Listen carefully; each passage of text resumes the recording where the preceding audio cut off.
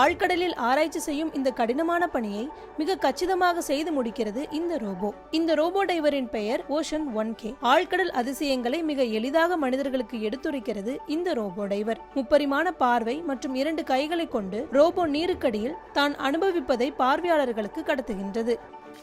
பெரும்பாலான இயந்திரங்களின் பிரச்சனை என்னவென்றால் அவைகளுக்கு உரையாட வாய்ப்பே இருக்காது. அதனால் கைகளுடைய இந்த இயந்திரம் தனிச்சிறப்புடையது. கடந்த 2022ஆம் ஆண்டு இந்த ரோபோ மத்திய தரைக்கடலில் 852 மீட்டர் ஆழத்துக்கு சென்றது. அப்போது 2ஆம் உலக போரின் போது விபத்துக்குள்ளான ரோமானிய நீர்மூழ்கி கப்பல் மற்றும் இன்னும் சில விமானங்களை கண்டுபிடித்தது. இந்த ரோபோக்கள் மேற்பரப்பில் இணைய வசதி கொண்ட படகுடன் இணைக்கப்பட்டிருக்கும். இது நீருக்கடியில் தொழில்நுட்பம் சார்ந்த பிரச்சனைகளை சரி செய்ய உதவும் என்கின்றனர் இதன் தயாரிப்பாளர்கள். எனவே நீங்கள் ஆழ்கடலில் இனி பார்ப்பது மட்டுமல்ல, அங்குள்ள ஒவ்வொன்றையும் அனுபவிக்கவும் முடியும்.